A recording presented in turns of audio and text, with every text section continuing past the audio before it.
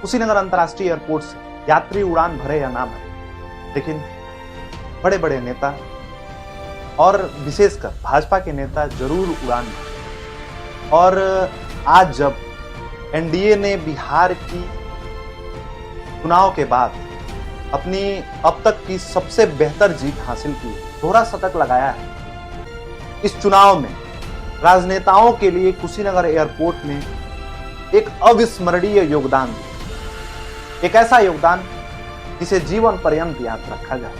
मैं मुस्कुरा इसलिए रहा हूं कि वाकई कुशीनगर अंतर्राष्ट्रीय एयरपोर्ट, जिसका नाम अंतर्राष्ट्रीय 2021 के लोकार्पण के बाद चंद उड़ानों को छोड़ दें तो यहां केवल राजनीति से जुड़े नेता उड़ान भरे। लगातार लोकसभा हो या विधानसभा चुनाव, यहां उतरकर बिहार और आसपास के इलाकों में प्रधानमंत्री लगाए बड़े बड़े चेहरे इस एयरपोर्ट पर ट्रांजिट विजिट करते हुए जनसभाओं को संबोधित करते हैं।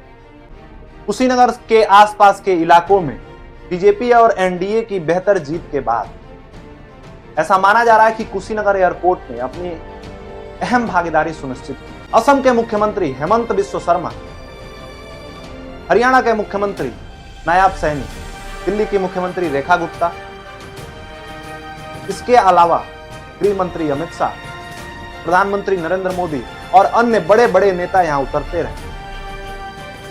लेकिन यहां की जनता आज जब एनडीए ने दोहरा शतक लगाया है, एक बेहतर जीत, एक उत्कृष्ट जीत सुनिश्चित की है, तो सवाल यह कर रहे हैं कुशीनगर के लोग कि आखिर प्रधानमंत्री अपने वादे पूरे कब करेंगे। क्योंकि 2021 में अक्टूबर में इस एयरपोर्ट का लोकार्पण करते समय प्रधानमंत्री ने यहां के लोगों को इस बात से स्पष्ट किया था कि यह एयरपोर्ट न केवल हवाई चप्पल पहनने वाला भी हवाई सफर तय करेगा, बल्कि यह एयरपोर्ट पर्यटन कारोबार को बढ़ाएगा, यहां की महत्ता को बढ़ाएगा और बड़े बड़े स्थलों से कुशीनगर की कनेक्टिविटी बढ़ेगी। भाई, कुशीनगर से यहां के लोगों की कनेक्टिविटी तो नहीं बढ़ी, ट्रांसपोर्टेशन फैसिलिटी तो उत्कृष्ट नहीं हुई, हवाई सेवा बेहतर नहीं हुई, लेकिन राजनेताओं की उड़न गाड़ी लगातार उतर रही है, जिससे उनके लिए एक सुगम माध्यम जरूर बन गया। 2021 में लोकार्पण के बाद कुछ एयरलाइन ने, स्पाइसजेट ने, इंडिगो ने कुछ उड़ान किए, लेकिन उसके बाद ऐसा माना जा रहा था कि यात्रियों की अनुपलब्धता के कारण एयरपोर्ट पर सुरक्षा मानकों की पूर्ति न होने के कारण विमानन कंपनियों ने रुचि लेना बंद कर दिया।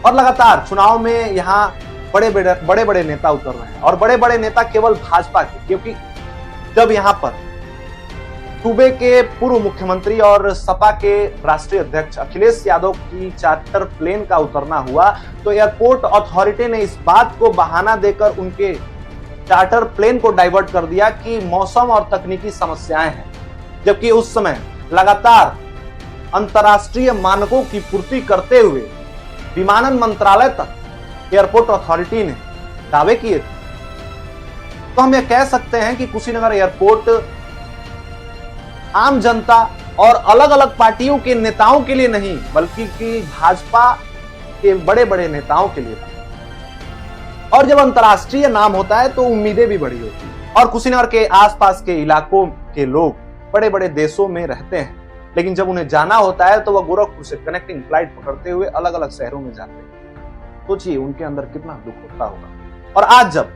बिहार में चुनाव जीतने के बाद कुशीनगर की जनता लगातार प्रधानमंत्री से दावे कर रही है कि प्रधानमंत्री जी ने वादे पूरे करिए, क्योंकि अब ऐसा लगता है कि कुशीनगर एयरपोर्ट ठंडे बस्ते में जाता दिख रहा है। गोरखपुर से घरेलू उड़ानों को लगातार प्रमोट किया जा रहा है, जबकि अंतर्राष्ट्रीय एयरपोर्ट पर केवल राजनेता उतर रहे हैं।